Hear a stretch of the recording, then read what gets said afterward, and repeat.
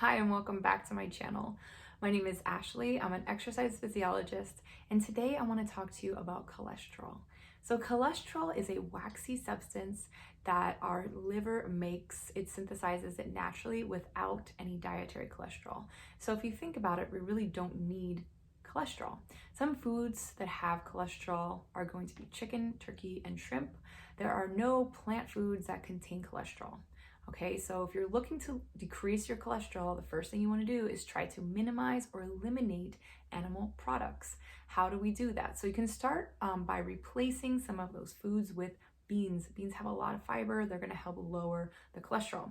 An apple a day keeps the doctor away. We want to have high fiber fruits and vegetables. If you are a diabetic, you can have your fruit in the morning.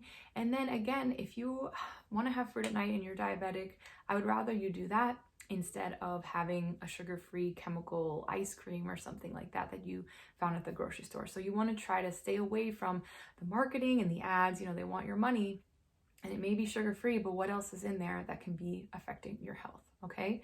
Again, as I always say, I'm not a doctor, I'm not a dietitian. If you want a specific diet plan, you can go and look for a dietitian or ask your primary care physician to connect you with a dietitian in your area. I have a master's degree in nutrition and human performance, and I'm just here to share information with you and enlighten you, hopefully in some way. Okay, so our liver makes its our own cholesterol, so keep that in mind. So we have high density lipoprotein, HDL, and we have low density lipoprotein, LDL. Okay, and this is what is made from the foodstuffs, things that we eat. So the high density is going to be good. Why? Because as the high density HDL lipoprotein flows through our blood, it's hard, it's dense. So it's going to catch things within the bloodstream and it's going to eliminate them or help to eliminate them.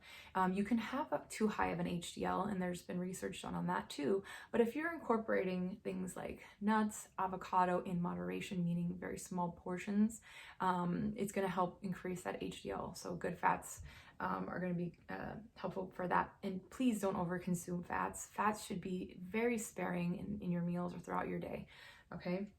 Even though they're healthy, you don't want to overdo it. So the low density lipoproteins, they're very low dense, they're not dense at all, or very minimally. And what they do is they stick to the blood vessels and they can get stuck in crevices and different things.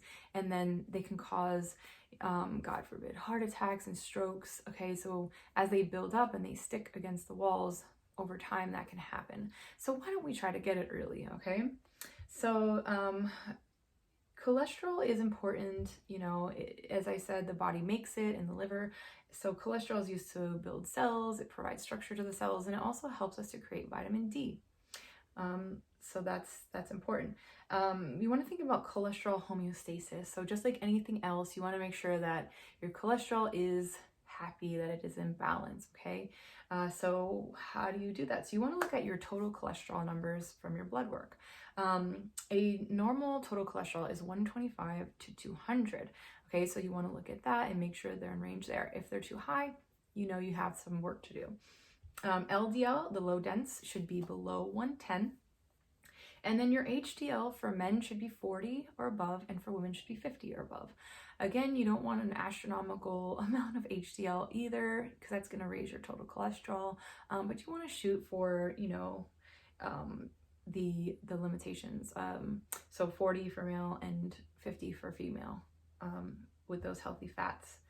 So keep in mind as well that your lipid profile may be affected by a hormone imbalance. So if you have a thyroid issue, for example, or you have some other immune issue that you're dealing with and you have high cholesterol, instead of just treating the cholesterol, maybe do a deeper dive into why you're experiencing that. Ask your doctor if it may be a side effect and try to treat the root cause instead of taking medications just for a specific thing like cholesterol, okay?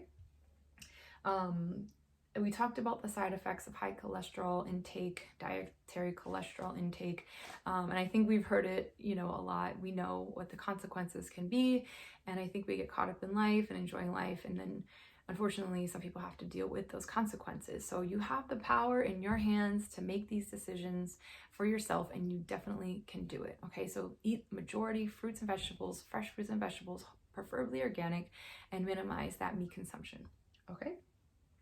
So there's some studies done that I was reading about that exercise actually lowers our cholesterol. And how does it do that? So one of the ways that it does that is exercise releases enzymes into the bloodstream to help dissolve the cholesterol.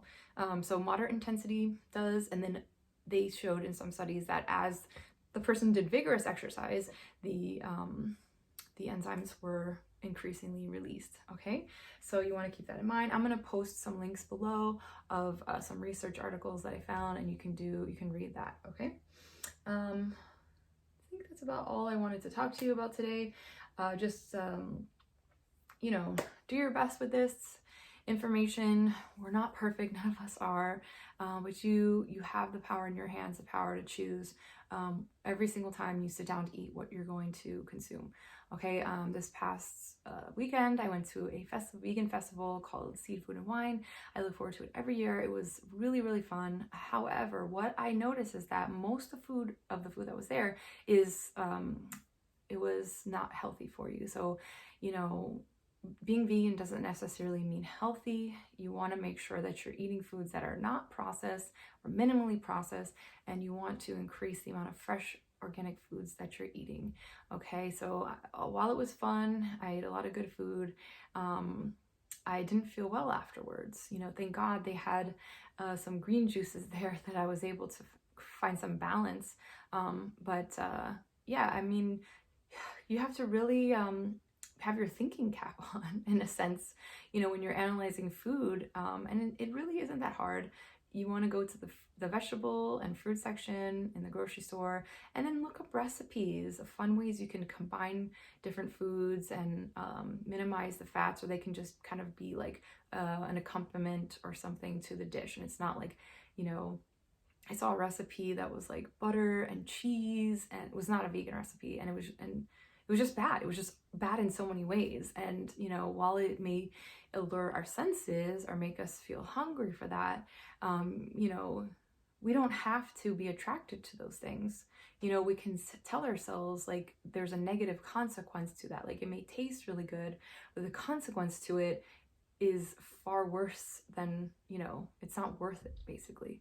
Okay, and you have to discipline yourself in order to get on that track. So like I always say, you know, especially in America, it's very hard, I think, to eat healthy because of all the media that we have out there of things that are just very misleading. Okay, so just think basic, make it easy. Fruits and vegetables, consume them more than you're eating things that are cooked and obviously processed.